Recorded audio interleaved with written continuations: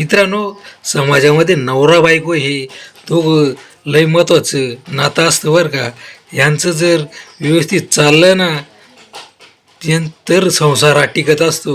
आणि जर का दोघांचं चांगलं पटत असेल ना तर त्यांच्याबरोबर कुणाचंच पटत नाही बरं का. जर नवरा बायको दोघांचं चांगलं पटत असेल, चांगलं जमत असेल ना तर त्यांच्या दोघांबरोबर दुसरं समाजामध्ये म्हणजे काय तर घरातल्याच बरोबर नातेवाईक काय कुणीही त्यांच्याबरोबर पटून घेत नाही. त्यांना असं वाटतं या दोघांचं कसं चांगलं चाललं आहे. कारण जर नवरा बायकोचं चांगलं चालत असेल ना घरातले लोकंसुद्धा त्यांच्याकडे चांगल्या नजरेने बघत नाही बरं का. ही रिअल परिस्थिती आहे. हे असं नाही की एका कुणाच्या घरात आहे.